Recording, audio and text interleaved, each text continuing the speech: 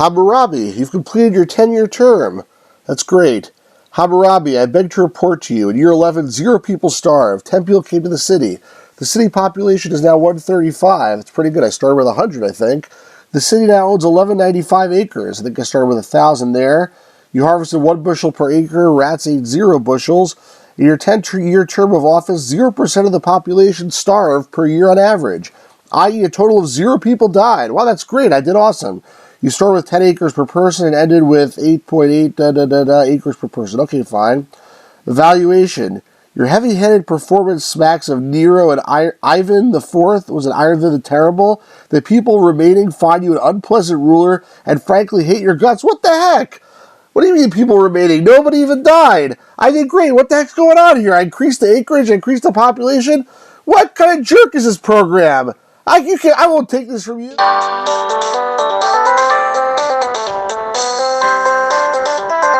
Stu's Review.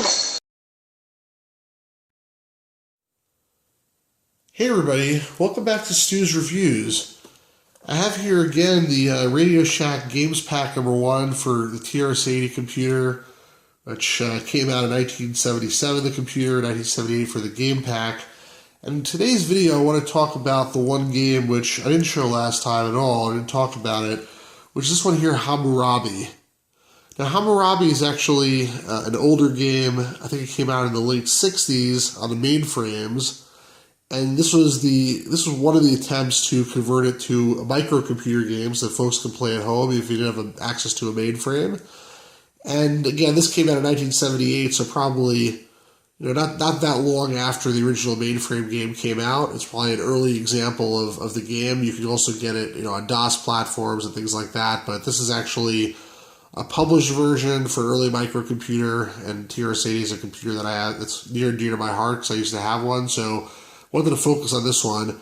So what it says here is your chance to rule a nation. Start with a given amount of assets and manage your kingdom by planting the right amount of grain, buying and selling acres of land. Your success depends on careful planning. So it's like sort of a sim, a management sim, not that complicated, but probably more complicated than tic-tac-toe or checkers or even one of these shooting games. So it might be a fairly complex game.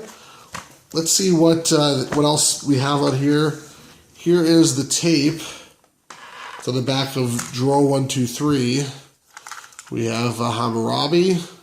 I'm going to pop this in and see what's inside. We'll see what's on the tape, rather. Before we do that, let's see what instructions we have here under Hamurabi. Again, it says, you're the exalted ruler of an ancient kingdom. Your objective is to build your kingdom from its present population of 100 poverty-stricken peasants into a wealthy, thriving metropolis. Agriculture is the only industry, and as a wise ruler, you will decide how many acres to buy and sell at current rates, paying with bushels of wheat. Of the acres you own, you must decide how many to plant. Last year's harvest must also be distributed. Some must go to food for your subjects, some must go to seed for this year's planting, some may be saved for future years. There are several obstacles you'll encounter. The major one is your own ignorance. Yeah, no kidding. Since you just inherited the throne, you don't know how much food each peasant will need to keep from starving. You have no idea how many acres each peasant can plant, or even how much wheat it takes to plant an acre. The Secretary of Commerce will not have the audacity to tell you about your mistakes. He will, however, tell you when your instructions are impossible to execute. You'll have to learn by trial and error or by looking at the program listing what is best for the kingdom, to reside in your position, sell your land. So it sounds a little bit complicated, and they do have the program listing where you can go ahead and cheat if you want to. And here it is. Interestingly enough, it says it's copyright 1978 by Creative Computing, so I guess Radio Shack licenses program from them. You can see that at the top left of the listing. And the other interesting thing is the whole listing is only 1, 2, and then I can turn this page here. Another piece of a page long, so it's a little over 2 pages. So you think like sort of how complex can the program be in just 2 pages of code in BASIC? And I don't know, but I guess we'll shortly find out. So let's put this in and see if it's any good. So here we have the program running on the TRS-81 emulator under DOSBox. I just listed the program listing so we can see what it says here.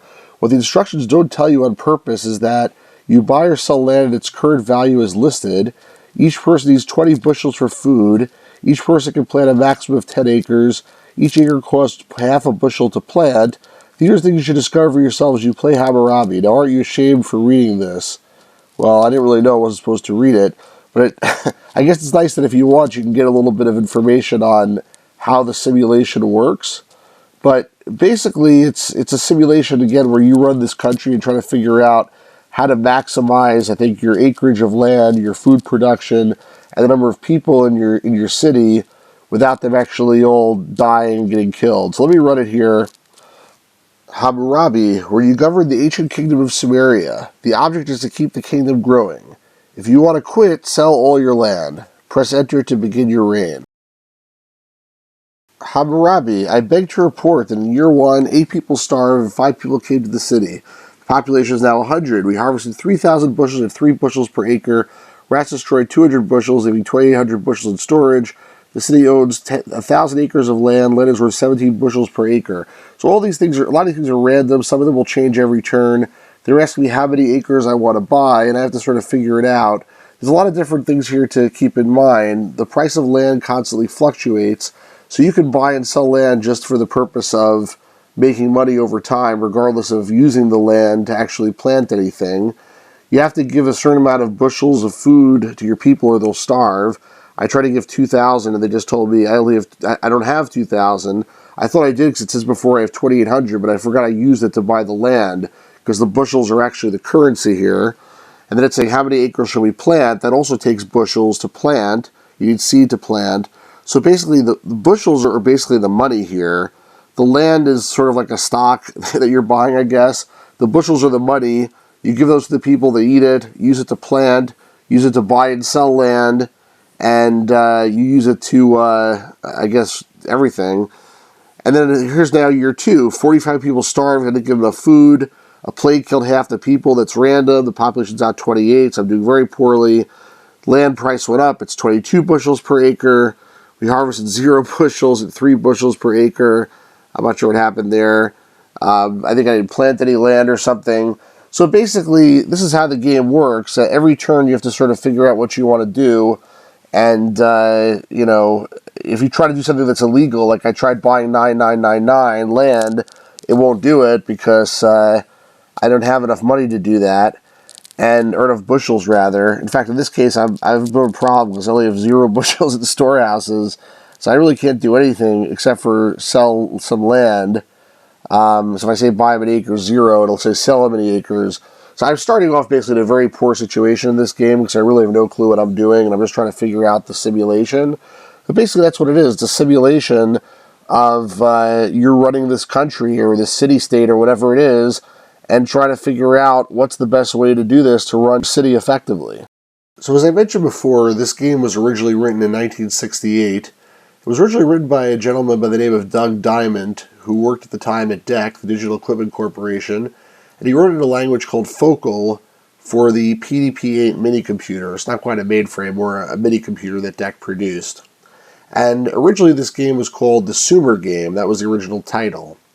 Now, interestingly enough, Doug Dyment today runs a website called onebag.com geared towards frequent travelers, where he explains how to travel very light.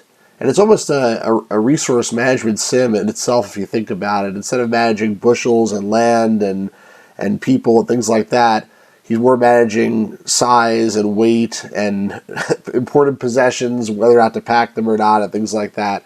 So it's pretty interesting how, I guess, the evolution from writing this game to writing that website.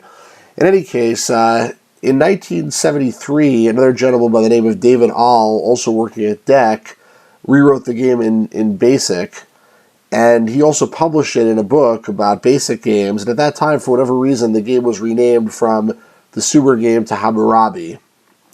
And also at that time, apparently they added some end conditions, because I think in the initial version of the game it would just go on forever basically until the end of time. This new version basically made it so that your performance gets assessed at the end of 10 years, and it tells you how you did. Now this version, as we saw, is written in BASIC, but apparently it's not the same version, because I played this through 20 years worth and it actually just kept on going and going and going and never stopped.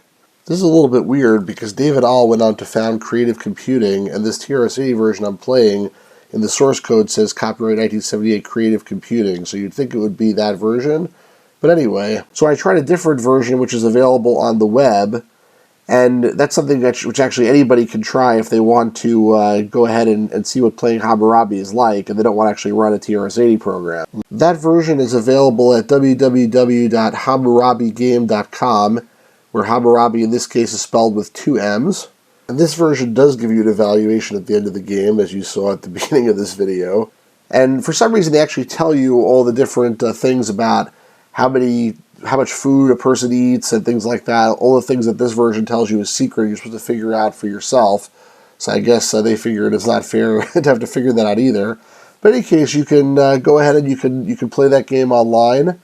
And there's lots of different ways to play this game. It's basically a classic game which has been around for years and years. And while it might not look like much compared to today's amazing graphical titles, it's still pretty cool to break out and see what computer gaming was like in 1968 and at home for the microcomputer in 1978. So is it fun? I would say it's a little bit of fun. It's fun to play it for a little bit. It's not something I'd want to come back to and play again. Honestly, it's more like a pleasant diversion. But I can see how earlier times when not much else was available, it would have been a lot more fun than playing checkers and tic-tac-toe and some of the other TRS-80 games that we featured in the last video. Anyway, I hope you guys enjoyed that. If you did, please like, please subscribe, please share with your friends. Please leave a comment letting me know if you've ever played this game or heard of this game, what you think of this game. I'd love to hear from anybody who watches this video. And have a great day, everybody.